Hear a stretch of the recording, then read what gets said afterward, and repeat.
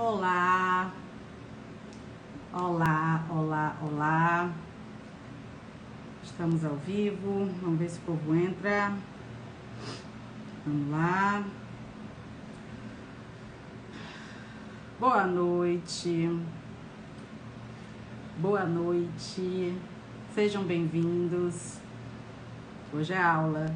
Hoje teremos uma aula. Tudo bem com vocês? Nossa conversa de hoje é uma conversa muito necessária, né? É uma conversa que eu acredito eu deveria ter com coordenadores, né? Pedagogos, professores envolvidos, porque é um papo que interessa muita gente. Boa noite, boa noite, boa noite, sejam bem-vindos. Dá só um minuto aí, gente, para eu esperar esse pessoal entrar pra gente começar. Eu preparei um material para vocês, tá? Nesse pós-live a gente vai ter um material, boa noite, que deve entrar amanhã de manhã para vocês. Eu vou salvar a live, mas eu vou tentar salvar a live, né, se o Instagram me deixar. E aí amanhã talvez eu coloque já de manhã esse material. Eu acho que todo professor deveria ter acesso a esse material. Eu vejo que uma das grandes dificuldades da boa execução do ensino de redação, né, do ensino de língua portuguesa como um todo, mas eu acho que de todas as frentes que a língua propõe, gente, não sei, peraí, rapidinho, não sei fixar o tema. Como é que eu fixo o tema, gente? Deixa eu ver se vai. Um minuto aqui. Vamos ver se vai. Fixei. Pronto, tá fixado. Redação e literatura, tá, Adriana? Vamos falar disso. Ok? Então, uma das maiores dificuldades que eu enxergo, né, como professora, dentro desse ambiente aí de ensino da língua portuguesa, e aí eu vou colocar a língua portuguesa, mas acredito que essa mesma dificuldade seja inerente a todas as línguas que são ensinadas em escolas que adotam as noções da pedagogia moderna, né? Que abandonaram o ensino que pelo menos mescle um pouco de clássico e moderno, né? Porque a gente passou por uma transição, houve um período em que as escolas ainda mantinham uma certa grade que contemplava alguma coisa do ensino clássico, até adentrar o moderno de vez e assumir, né, essa nova roupagem do ensino, que é o ensino moderno. E hoje a gente não tem mais, né? Hoje, de fato, a gente perdeu total essa roupagem de mistura do clássico com o moderno e ficou somente o moderno porque é mais fácil, porque é fordista e porque, de fato, os pais aceitaram, as famílias aceitaram. Então, gente, vamos aqui. A conversa hoje é técnica, tá? Muito específica para quem é da área. Eu acho importante a gente falar sobre isso. Eu acho importante criar esse espaço né, onde a gente vai, de fato, falar as verdades acerca do ensino de tudo que envolve a língua portuguesa. E eu fixei como pauta o ensino da língua portuguesa dentro de redação, que é a minha área especialista, e literatura, né? Então, o subtítulo disso é o que a escola separa, o aluno não une. Isso não é uma verdade. Quem é professor que está aqui sabe que uma das maiores dificuldades que nós temos não é só fazer o aluno ler. Tá? Eu sempre ouço isso, vejo isso em revista, vejo isso em debate na Globo, vejo isso em debates a mundo afora. A maior dificuldade hoje é fazer um aluno ler. Não, não é. Tá? Não é porque eles leram toda a trilogia, quadrilogia de Harry Potter, eles leram Senhor dos Anéis, eles leem, tá? A grande dificuldade é fazê-los mesmo escrever, né? Então, hoje, se eu pudesse fazer um balanço, de fato, a maior dificuldade que hoje o professor de língua portuguesa enfrenta é apaixonar esse aluno, né? Influenciar esse aluno a tal ponto que você vai fazer ele se apaixonar pela escrita, mais do que pela leitura. A leitura é uma coisa que, inegavelmente, as pessoas fazem mais do que a escrita. Se você disser que você está lendo um jornal, você está lendo. Mas você não está produzindo uma notícia, percebe? Então, o ato de leitura não é um ato dificultado. Não, não é. Eu vejo que ele hoje, inclusive, com nessas redes sociais aí, com os blogs, com as resenhas, com os canais do YouTube de resenha de livro, eu acho até que as pessoas estão lendo mais do que eu imaginei que estariam com o advento das redes sociais, embora o nosso índice de leitura ainda seja ridículo. Mas escrever, gente, é a maior dificuldade. Ensinar o aluno a escrever, colocar o aluno para escrever, apaixonar o aluno pela escrita é a maior dificuldade disparada de todo professor da minha área, né? Eles não escrevem mais, e não escrevem mais porque de fato não possuem mais a necessidade de escrita intrínseca, porque hoje os meios de comunicação reduziram muito. Quando eu falo escrita, gente, eu não tô colocando aqui que eles não escrevem nada, tá?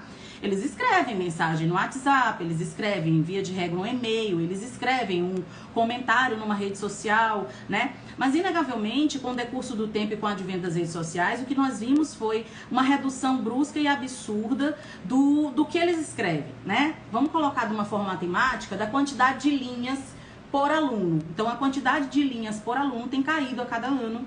E isso é visível, não só para nós professores, mas isso é visível para os pais também. Acredito que os pais que foram da minha geração de 80, a gente ainda mantinha no mínimo um diário, não é? Então os pais viam que seus filhos tinham um diário. Na pior das hipóteses, a atividade de escrita era mantida de forma pessoal, com um gênero pessoal, mas era mantida. As meninas, principalmente, né? Mantinham um diário. Hoje não mais, né? Então, se a pessoa, o aluno escreve, ele escreve no seu blog. E aí a gente entra numa questão que não é para agora, mas é muito interessante. O blog, apesar de ser um gênero moderno de escrita, não é a melhor ferramenta para isso. Talvez uma ferramenta que seja uma ferramenta útil, mas não é a melhor ferramenta. Então vamos lá, gente, preste atenção. Por que hoje a gente enfrenta essa dificuldade tamanha dentro das escolas, dentro das casas, em relação à questão da escrita com a literatura? Ou seja, quando o aluno lê, ele não escreve. Quando ele escreve, ele não lê. E o que ele escreve e o que ele lê? Qual é a qualidade disso? Qual é a importância disso? Qual é a contribuição disso para a formação intelectual desse aluno em alto nível? E, inicialmente, eu preciso dizer que a principal culpada por isso, de fato, o principal culpado é o currículo, né? O currículo moderno não foi pensado para unir leitura e escrita. Lorena, que absurdo. Eu vou colocar aqui uma questão que eu entendo um pouco melhor, que é a questão do ensino fundamental, tá? Fundamental 2, maior. É minha área de atuação mais intensa. O aluno do ensino fundamental 2, que é um aluno que saiu ali do 5º ano, é um aluno que deixou de ter 1 ou 2 professores para ter 10, 12, né? O aluno que sai da primeira infância e entra na pré-adolescência, entra na adolescência. Esse aluno, teoricamente, que já não vem muitas vezes de um fundamental 1, no qual há uma concatenação legal da escrita com a leitura, ele no fundamental 2... isso é muito mais dissociado. Por quê? Pelo fato de a gente não ter a literatura caindo nos vestibulares, sobretudo no Enem, e isso para mim foi o maior desserviço que o Enem causou, a literatura foi sendo abandonada nos últimos 15 anos. Eu não coloco 20, porque até 5 anos do Enem, como o Enem não era o principal vestibular do ano, então as pessoas meio que não giravam em torno dele. Mas dos 5, 6 anos depois que o novo Enem surgiu, né, na era Fernando Henrique, depois abraçado pelo governo do Lula e posteriormente da Dilma, a gente teve o Enem se tornando o epicentro dos currículos. Ou seja, então tudo que o MEC decidia que iria cair no Enem, então desde o ensino fundamental a gente já tinha uma preocupação das escolas, dos pais, das famílias, girando em torno de uma prova, que esse aluno faria em um dia, no final do ensino médio. Então veja que barbaridade nós tivemos, tá? Só para contexto histórico. Nós tivemos a inserção do Enem como principal prova, como principal ferramenta de mudança de nível desse aluno, e tudo passou a girar em torno desse Enem. Não, Lorena, mas claro que não. O currículo do ensino fundamental 1 e do fundamental 2 ainda mantém algumas disciplinas que não vão pro Enem, gente. Algumas disciplinas que não vão pro Enem são pouquíssimas disciplinas que não vão pro Enem. Então, basicamente, desde a 5ª série, a antiga 5ª série, que hoje é o 6º ano, nossos pré-adolescentes, eles não conseguem mais enxergar utilidade na literatura, sobretudo na literatura clássica. Nem na portuguesa, nem na brasileira. Por quê? Porque não cai no Enem. Então esse é o primeiro problema que nós enfrentamos hoje num cenário de escola. O Enem roubou da educação o que importa aprender. O que importa aprender? O que uma criança de 11 anos precisa aprender? O que uma criança de 13 anos precisa aprender? O que ela precisa ler? Quem disse que ela tem que ler aquilo que está na BNCC? A BNCC foi construída e todos os saberes que são exigidos, competências que são exigidas pela BNCC, foram pensadas, seja bem-vinda Tati Abreu, aniversariante do dia, foram pensadas por quem e para quê? Não, Lorena, elas foram pensadas com base em pesquisas de psicólogos, de pedagogos. Não, gente, não. Se a gente parar para fazer uma análise crítica, eu chamo aqui você, professor, que está aqui comigo, vem aqui, presta atenção.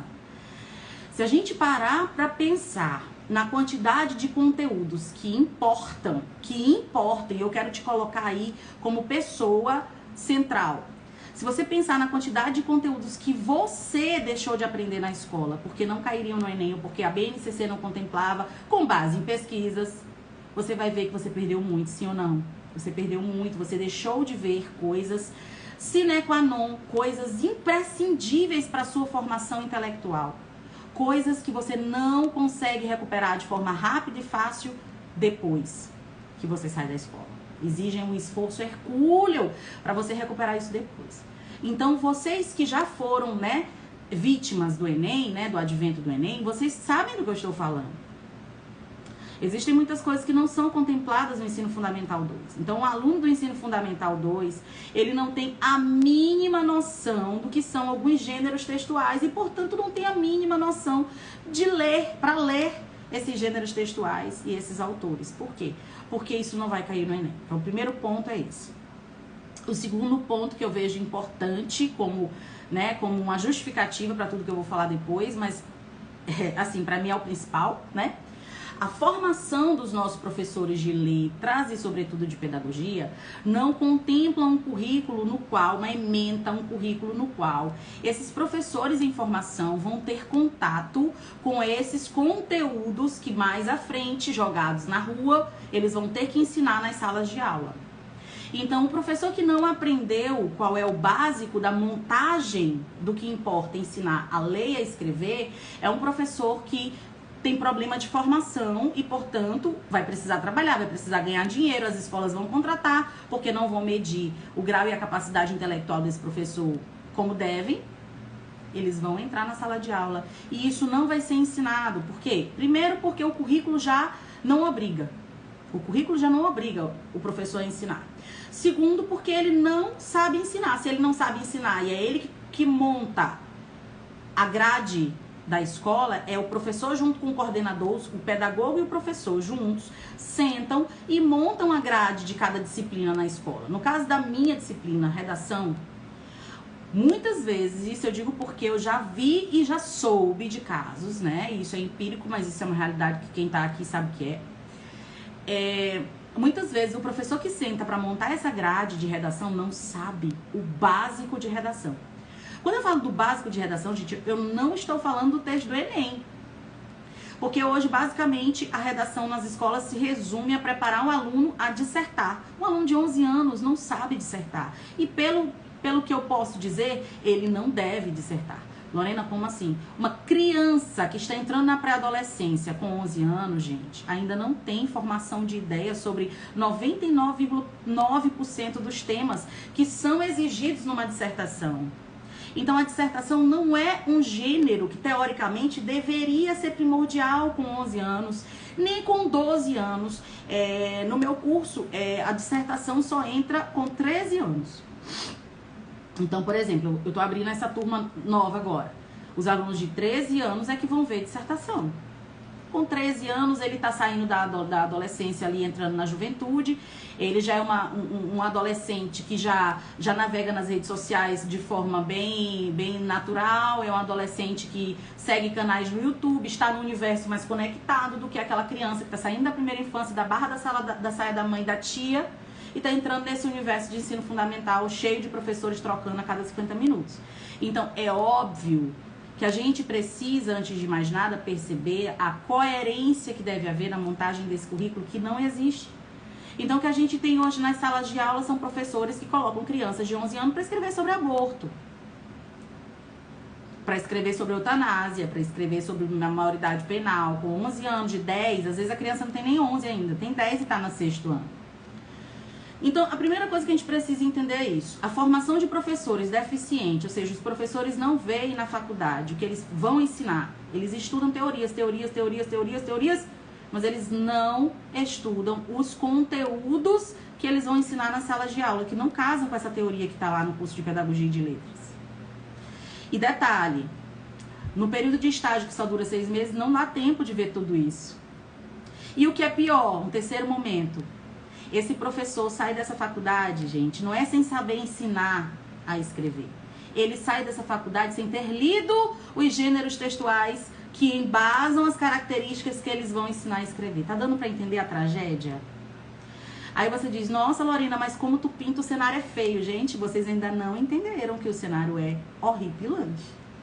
Quem ainda dorme, que tá aqui nessa live, pelo amor de Deus, ou você acorda ou você vai ficar passado, tá? Então, a primeira coisa que a gente precisa entender, agora tecnicamente falando para professores de língua portuguesa, literatura e redação. A base de todo o ensino de texto, tá? Porque o texto é um fenômeno antigo, gente. Se a gente for pegar a linha histórica, a gente vai ver que o texto remonta antes de Cristo. Desde que os escribas, ali no Egito Antigo, começam a anotar os feitos dos faraós, a gente já tem livros históricos sendo cunhados, livros aspas, porque o conceito de livro é um pouco mais moderno depois de Gutenberg.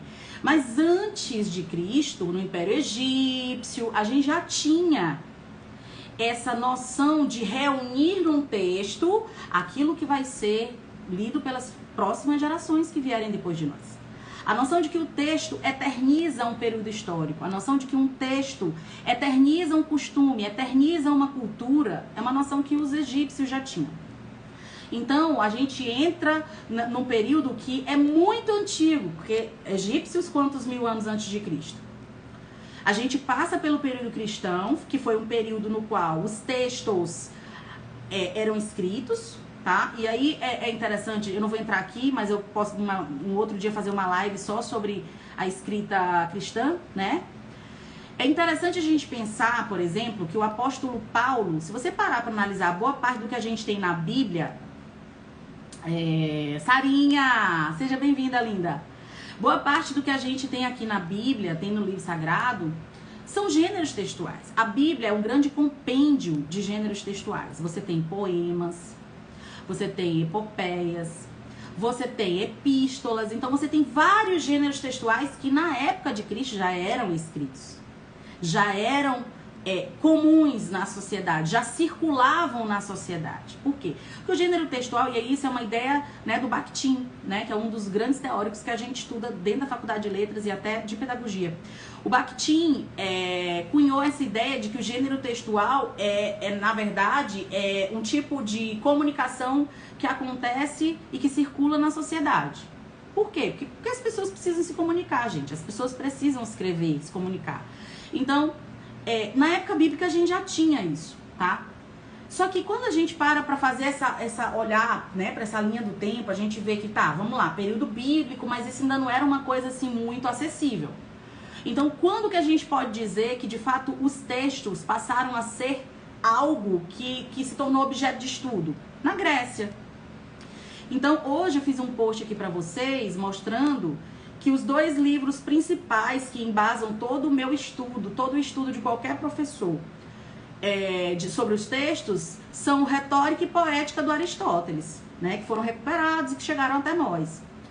E o Aristóteles, para mim, ele é fundamental. O Platão difere um pouco do Aristóteles na concepção dele, né? Platão tinha certas concepções, Aristóteles vem depois e organiza isso, eu acho que para mim, de forma melhor, de forma mais realista, sistemática em alguns pontos. Então, é na Grécia Antiga, nesse período de Aristóteles, em que a gente tem a vamos dizer, a consolidação do que importa aprender sobre textos. O Aristóteles foi o primeiro que reuniu 3 tipos de textos que circulam na sociedade e que precisam ser aprendidos não só a ler, como a produzir, né? Ele cunhou o conceito de texto épico, ou narrativo, o conceito de texto dramático, ou teatral, e o conceito de texto narrativo, dramático e lírico, tá? Que é o terceiro. O lírico, por um motivo óbvio, a gente tinha naquele período, culturalmente falando, uma forma de entretenimento que a Grécia, de fato, produziu de forma muito boa, que eram os poetas líricos, né? E lírico porque andavam com a lira e tudo que era lido, declamado, era o som da lira. A lira era um componente, né, para declamação desse texto. Então, o texto lírico é aquele texto musical.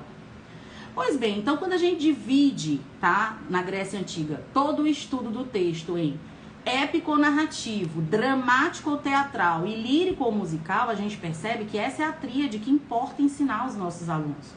Porque se você parar para analisar, e assim, isso é visível, você pode fazer, mas eu já estou te dizendo que é visível, você vai ver que todos os tipos de texto e todos os gêneros textuais giram em torno desses 3. Todos os textos que vieram depois com a modernidade, depois da prensa de Gutenberg, depois da industrialização, depois que o mundo começou a se tornar moderno, todos eles derivam dos conceitos aristotélicos de drama, comédia ou tragédia e poema. Então, é importante, primeiro, a gente dividir esse tronco. Eu acho muito triste, gente, muito triste. Eu já vi tanto isso em escola por onde eu passei. Os professores não sabem o que é isso. Lorena, como assim? Quem é que não sabe o que é isso? Não sabem. Não sabem qual é a característica.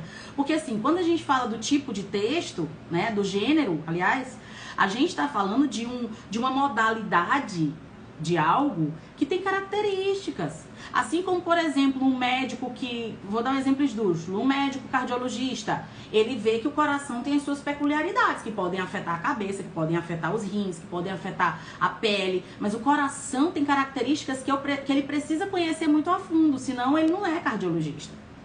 Então, o professor de produção textual que não conhece a fundo a lírica, a épica e a poética é um professor aleijado, tá? Literalmente. Porque, de fato, as características desses textos, se você parar para analisar, elas se repetem, se replicam nos outros.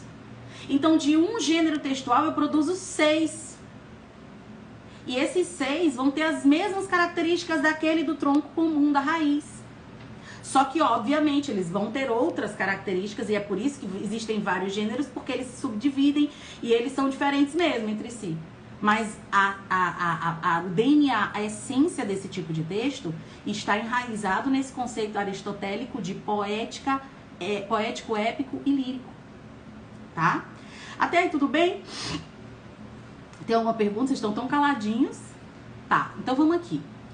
O que eu considero fundamental a gente perceber, tá? Vamos partir desse princípio. Eu não vou abordar hoje jornalísticos, até porque texto jornalístico, né? Nem é gênero textual de fato. Eu não vou abordar nada disso, porque se a gente for pegar todos os gêneros textuais em circulação no mundo hoje, a gente vai ver que você tem aí mais de, acho que 80. Mas eu vou falar do que importa aprender. O que eu quero falar hoje é do que importa aprender. Você que é professor de português que tá aqui, e você tá ouvindo tudo isso que eu tô falando, e você diz, cara, eu não sei nada disso, você precisa começar a estudar isso, porque isso é o que importa aprender. Não adianta ensinar o aluno a fazer uma bula de remédio, ensinar o aluno a fazer um cartaz, ensinar o aluno a fazer um anúncio, isso é lixo. A gente precisa ensinar os nossos alunos a produzir e a ler, a gostar de ler, dos gêneros textuais que importam, que são de alto nível, que são de alta cultura.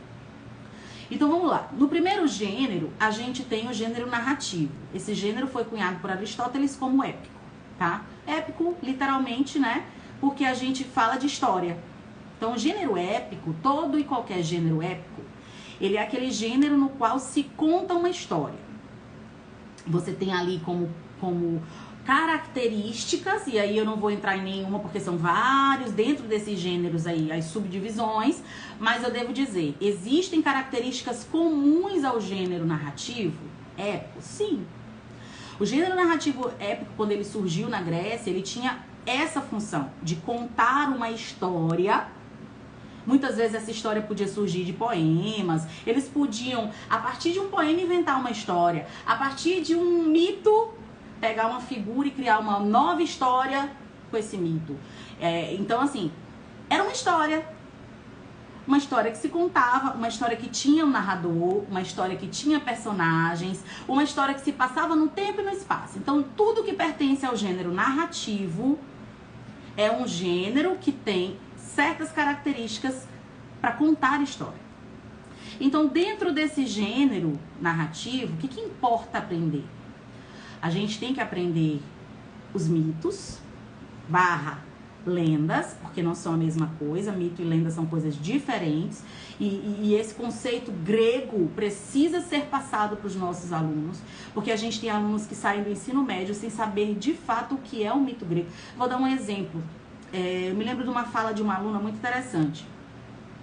Eu falava na sala de aula, dentro da aula de redação, eu coloquei o mito de Narciso, né, como uma referência que eles podiam usar. Porque sempre quando eu tô dando aula, eu organizo um repertório para eles, assim, o que eu acho que numa redação falando sobre o culto à beleza a gente pode falar, o que a gente pode usar de referência legal numa redação sobre a estética, né, sobre a pressão para se encaixar nos padrões sociais, enfim, um tema que mexa com isso.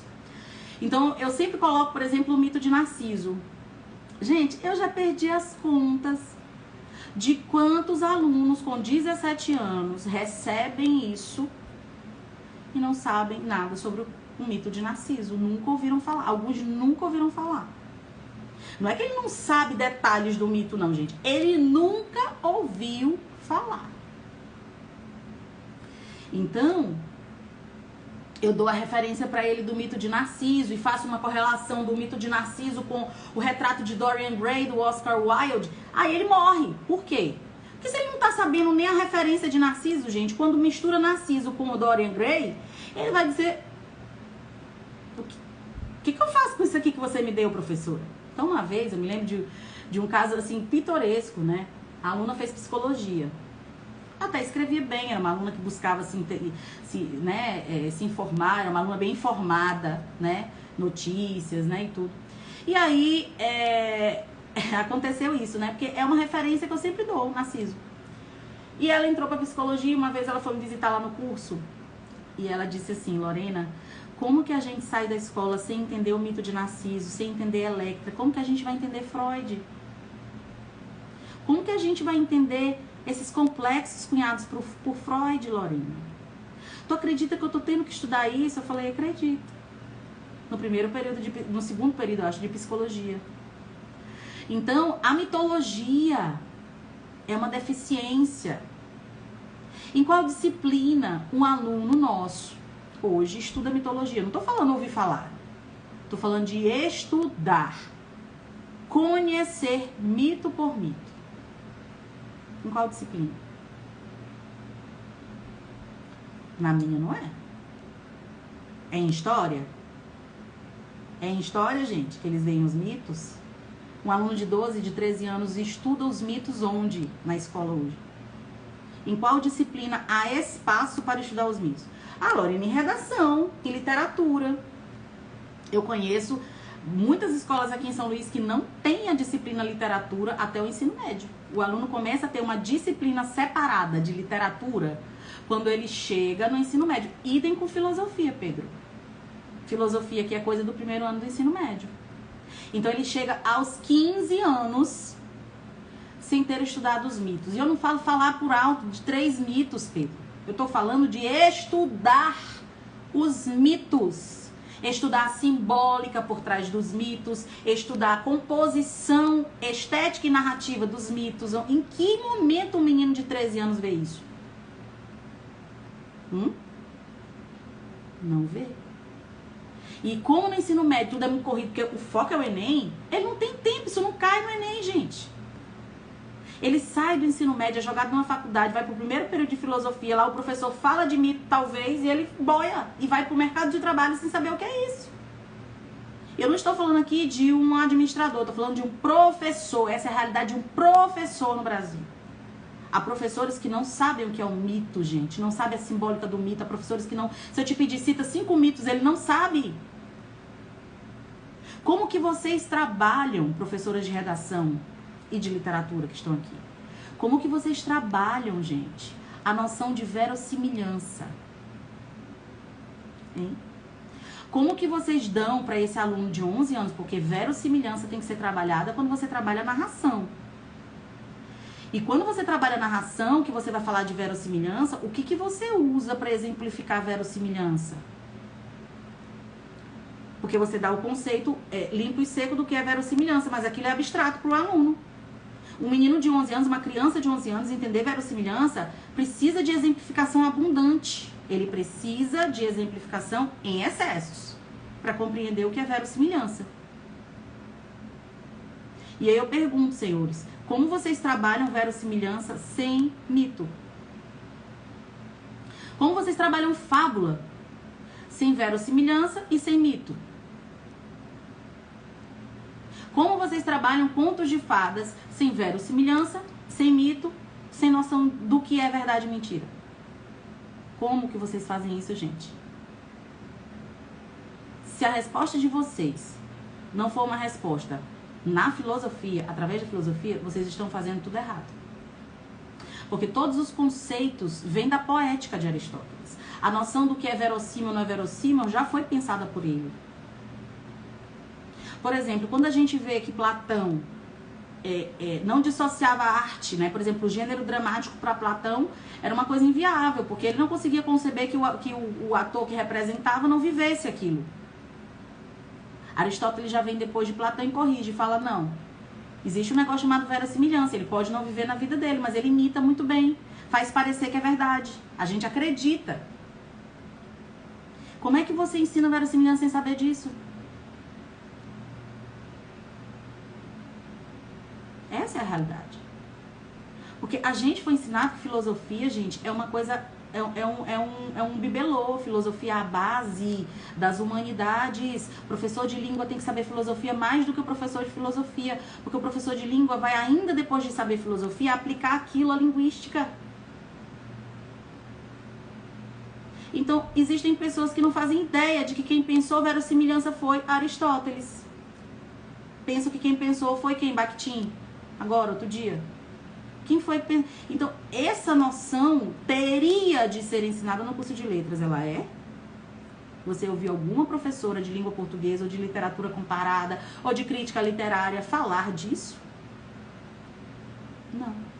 Te garanto que você não ouviu. Você não faltou essa aula, não. Você não ouviu, porque não existe. A retórica e a poética não estão nas emendas de letras. Nem do público, nem do privado. Um segundo momento. Então, o que importa ensinar? Até 13 anos, até final dos 12 anos, narração, gente. Narração. Até esse momento, com 12 anos, saindo aí da pré-adolescência, entrando na adolescência, na juventude, essa criança, que ainda há pouco era uma criança, ela tinha o seu imaginário alimentado. Ela lia historinha, né? E toda a base, preste atenção para quem é de criança menor, toda a base do fundamental é poema e narrativa. Toda a base do fundamental é poema e narrativa. Então, você vai trabalhar poema exaustivamente com essa criança em todas as séries do fundamental. Em todas. Desde a primeira até o 5º ano, poema, poesia, toda a estrutura da poética tem que estar. Eles precisam entender o que é o poema, quais são os elementos do poema. Isso não é coisa para estudar na véspera do vestibular da UEMA, porque vai cair um livro poético que foi indicado. É uma vergonha um menino de 17 anos que vai fazer vestibular não saber analisar um poema. Uma vergonha, uma falha tremenda da escola e dos pais. Então, poema, tá? Você vai trabalhar toda a estrutura de poema. Ah, Lorena, mas isso é muito complicado, porque, por exemplo, como é que eu vou trabalhar uma ode com uma criança pequena? Como é que eu vou trabalhar um soneto com uma criança pequena? Gente, presta atenção, isso é por idade. Então, num primeiro momento, com criança pequena, você vai trabalhar musicalidade, você vai trabalhar a rima, você vai ajustar isso à ortografia, porque essa criança, nesse processo, ela precisa de ortografia, ela precisa de correção da grafia. Ela precisa aprender a escrever bem, ela precisa aprender a usar SS, saber quais são os dígrafos, separar a sílaba bem, ter uma letra legível. A preocupação, até o 5º ano, a preocupação é mais com a forma das coisas. Ensinar a criança a memorizar a palavra, ditado, cópia, treino. A criança, naquele momento, está repetindo. A repetição é importantíssima até o 5º ano. Então, os gêneros textuais que devem abundar no Fundamental 1 são narrativos e poemas. E aí você vai dividir, porque depende muito. Às vezes você quer usar um material, esse material já te engessa um pouco, né? Eu não acredito muito em material engessado de língua portuguesa para o Fundamental 1. Eu acho que o Fundamental 1 tem que ter professor autor. E isso é muito difícil, porque o professor do Fundamental 1 ganha uma miséria. E ele não vai ser autor. Ele já mal dá conta de ser o professor para o salário que pagam para ele. Mas o certo era isso. Porque ele vai ter que confeccionar, gente, as atividades. Ele vai ter que personalizar. Ele vai ter que montar o que ele vai trabalhar de poema e de narrativa. Então, nesse momento, a gente trabalha mitos, sim, claro, adaptados. Hoje existe uma infinidade de livros aí adaptando os mitos para a criança pequena. Você vai trabalhar as lendas, no caso do contexto do Brasil. Então, depois que trabalha mito, trabalha lenda. E são histórias que eles adoram, né? Adoram. Você vai trabalhar fábula, o apólogo, o conto de fadas. Eu acho que no Fundamental 1 chega até o conto de fadas. Não, Lorena, mas a criança tem 10 anos, ela não já consegue ler uma narrativa linear, conto? Algumas crianças bem avançadas, com 10 anos, já leem bem contos, que são do ramo da narrativa mais longa, o gênero que eu acho melhor de trabalhar para criança ainda, conto. Então, contos pequenos, né? Historinhas pequenas, historinhas aí de uma página e meia, dá. A criança já bem alfabetizada, com leitura fluente, com pouco problema de ortografia, a criança que não é disléxica, a criança que tá ok, ela tá assim, dentro ali do padrão. Beleza, então até o 5º ano já entra com conto. Não de fadas, porque o de fadas você trabalha aí desde o 1º ano. Conto comum. Conto policial, que é o primeiro que eu gosto de introduzir. Por exemplo, com 11 anos, conto policial, pra mim, é o primeiro que tem que ser apresentado pros alunos. Por quê? Porque tem enigma. Porque são histórias que aguçam a curiosidade, são histórias que têm personagens que vivenciam cenas que ao mesmo tempo são de adulto, mas eles têm dúvidas bobas, né? E são narrativas que causam adrenalina. Existem pesquisas científicas dando conta de que do gênero conto, o conto preferido do adolescente, né, quanto menos idade uma pessoa tem, mais ela gosta de conto policial. O adulto mais velho, raramente ele lê conto policial. Por quê? Porque esse gênero textual é um gênero que mexe com a adrenalina, com a curiosidade. Muitos dos enigmas que os contos policiais têm, pro adulto é bobagem, são bobagem. O adulto decifra num minuto. O adolescente não consegue, a criança não consegue, não tem vivência para isso. Então, o conto policial é o ideal para menor idade. Então, o primeiro conto, Lorena, que eu apresentaria aí pro meu filho de 10 para 11 anos, o conto policial. E é óbvio que se você apresenta um conto policial para ele, você vai fazê-lo produzir um conto policial. Você vai apresentar o conto policial, mostrar para ele quais são as características do conto policial. Primeiro do conto em geral, porque ele já tem noção de conto de fada, mas é conto fantástico, é conto de historinha mágica. O conto policial, o conto que ele vai começar com 10, 11 anos, é aquele conto que já não é mágico. É um conto que tem verossimilhança, é um conto que imita a vida real. Então ele precisa ter essa noção. Para ter essa noção, apresente o policial, o gênero conto, as características do conto policial e, portanto, faça-o produzir um conto policial contendo todos os elementos e características que um conto policial tem que ter. Entendeu? Então, como é que a gente pega a literatura e fixa ela para fazer sentido com a redação?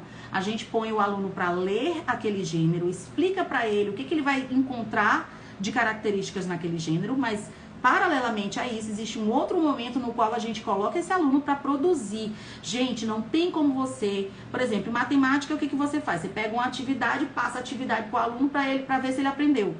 Como é que você mede se o aluno aprendeu o que ele leu, sobre o que ele leu e o que ele leu num livro de literatura clássica, por exemplo? É com a redação. Redação pode ser muito, principalmente para mães homeschoolers, ela pode ser o momento prático da literatura. E, na verdade, é o que é. Redação é o momento prático da literatura. Hoje o que acontece é que o professor de redação, porque não existe o de literatura no fundamental, ele tem que fazer esse duplo papel, de ser um professor de literatura e ao mesmo tempo de redação. Por isso que não funciona. Porque a criança tem muitas vezes 4 aulas de português por semana, 5 aulas de português por semana em algumas escolas. E são mal divididas. Muitas vezes por quê? Porque a escola não encontra professor de redação, porque a escola não encontra professor de literatura que queira trabalhar com fundamental. A maioria dos professores de literatura, que são bons de literatura, só querem trabalhar no médio para frente por causa do tipo de livro que eles vão analisar, que eles vão ler. Então, o menino do fundamental, de 11 a 14, ele fica, ele fica sem o professor, porque muitas vezes a escola é obrigada a colocar mais aulas de gramática para tapar o buraco de não ter o professor de redação ou não ter o professor de literatura, tá? Já trabalhei em lugares que faziam isso. Então, o segundo gênero, né, o primeiro gênero narrativo, então para mim o narrativo e o lírico são os dois base até 10, 11 anos. De 11 anos para frente, a gente insiste bastante no narrativo. Porque de 11 anos pra frente a gente começa a apresentar, depois do conto a gente apresenta a crônica, ou antes, né? Depende. Conto e crônica são curtos, né? Eu prefiro apresentar primeiro o conto, depois eu apresento a crônica, porque eu gosto de apresentar a crônica quando o aluno já tem aí 12, porque eu acho que a crônica, por ter ironia, por ter uma linguagem coloquial, né? A maioria das crônicas que a gente vai trabalhar, se a gente escolher, por exemplo, autores brasileiros, a gente vai encontrar palavrão nas crônicas, a gente vai encontrar palavra de duplo sentido, assim, sugerindo alguma coisa mais, né, sexual, talvez, nas crônicas. Então, por exemplo, às vezes você lê um Nelson Rodrigues para uma criança de 11 anos, não é adequado. Eu insiro aí, por exemplo, Fernando Sabino com 12 anos, eu insiro o Luiz Fernando Veríssimo, né? Eu insiro, quem mais, gente? De crônica, acho que são esses dois que eu insiro de português, né? De escritor português. Eu insiro esses dois, porque são mais neutros, os assuntos são assuntos assim mais bobinhos, às vezes eu consigo selecionar crônicas assim de assuntos mais neutros. Mas, por exemplo, se a gente for trabalhar de fato a crônica, como por exemplo a gente faz no primeiro ano a gente lê crônica do Bukowski, a gente lê crônica do Nelson Rodrigues, que tem palavrão. Entendeu? Então o professor tem que pensar bem qual é o autor que ele vai trazer para qual idade. Não, isso não é censura, isso é se adequar à lógica da idade do aluno e aquilo que é ideal para ele, aquilo que é bom para ele, tá? Fora dessa questão do lírico e do narrativo, tem o dramático. Eu costumo inserir também o dramático aí com 11 para 12 anos. Por quê? Porque com 12 anos eu acho que o aluno já consegue ler muito bem algumas obras do gênero dramático, né? Se a gente parar pra pensar, gente, o dramático aí grego se divide em tragédia e comédia, né? Tudo que a gente tem hoje, drama, é dividido em tragédia e comédia. Daí vem o resto, né? Vem o alto, vem a farsa, vem a tragicomédia, né? Todas as subdivisões advêm dessas duas. Comédia e tragédia. O que não era pra rir, era pra chorar. É só gravar assim. Então, tudo que é dramático é pra rir ou pra chorar. Quem foi o mestre disso? Primeiramente, Sófocles, na Grécia, foi o mestre da tragédia. E depois Shakespeare. Gente, ninguém conseguiu escrever tragédias melhores do que Shakespeare. Shakespeare bebia dessa fonte grega, eu acho que diariamente. Se a gente pensar, né? Pouco se sabe coisas verídicas sobre Shakespeare. Até tem gente que questiona se ele existiu, né? Tem gente que diz que ele era Francis Bacon. Não, ele existiu. Provavelmente ele existiu. Existem muitos indícios aí históricos, né? A mulher, filhos, pai, enfim. Mas Shakespeare bebia das comédias gregas. E se você lê as comédias de Shakespeare, você vai ver basicamente que essas comédias são adaptações medievais do texto grego. Ai, Lorena, então tu tá querendo dizer que Shakespeare copiava? Claro que ele não copiava, gente. Não era literal, né? Mas ele se inspirava, porque as tragédias eram uma leitura que ele amava fazer. Eu, particularmente, amo tragédias. As dele, pra mim, são as minhas favoritas. Outro dia me perguntaram nos stories: Lorena, tu gosta mais das comédias ou das tragédias? Disparado, gente, das tragédias. Não tenha dúvida disso. Eu gosto das comédias, mas não tem como, tá? Então, o que é importante de tragédia e de comédia, né? Sófocles e Aristófanes, né? Grécia. Aí você pega todas as tragédias gregas. Eu tenho algumas aqui, algumas eu tenho em PDF. Gente, a gente tem que ler essas tragédias. Porque, por exemplo, a Édipo Rei, né? Édipo Rei é uma tragédia básica para outras literaturas. Você vai ver que a base, por exemplo, do suicídio que a gente tem, até no romance, é uma base que bebe também das tragédias. Porque o suicídio dentro de um romance é uma tragédia. Entendeu? Não como gênero, mas como ato. O que simboliza a tragédia? A morte. Então, tudo aquilo que puxa para a morte, o suicídio de uma pessoa que está apaixonada, a pessoa apaixonada que mata o objeto de paixão, tudo isso é tragédia. A gente aconteceu uma tragédia. O que? Fulano matou cicrano, não é assim? A gente popularizou a palavra tragédia. Mas se a gente for buscar a fundo na origem grega, a gente vai ver que as tragédias eram essas histórias que causavam esse coração acelerado na plateia que via, né? Porque elas eram encenadas. Então, ler as tragédias é importante pra gente entender a novela da Globo, gente. Quem matou a Odete Roitman? Aquilo é uma tragédia. Se você pegar todas as características ali de enredo, você vai ver que lá na pontinha você tem um negocinho de tragédia. A tragédia é basilar pro drama. O que é o drama? O gênero dramático é todo e qualquer tipo de texto que pode ser encenado. Encenado. Pode virar uma representação visual e oral. Então, tudo aquilo que pode virar uma peça, tudo aquilo que pode virar uma encenação qualquer, aquilo é gênero dramático. E deles a gente tem a tragédia e a comédia. Até aqui tudo bem? Então, quando você for ensinar para os seus alunos todas as tragédias, toda essa noção do que é drama. Fulano tá fazendo um drama. O que é fazer um drama? Aí você pode entrar na teoria grega da concepção de drama, passar pelo medievo aí de drama elisabetano ou de tragédia shakespeariana, entrar na idade moderna com o romance, que pegou um pouco disso como elemento principal. No romance alguém sofre. Romance muito alegre não tem graça. Qual é a graça do romance? Vou colocar assim, tá? Qual é a graça do romance? Alguém sofre. Então, se a gente lê, por exemplo, Os Sofrimentos do Jovem Werther, de Goethe, que inaugura, né, o romantismo.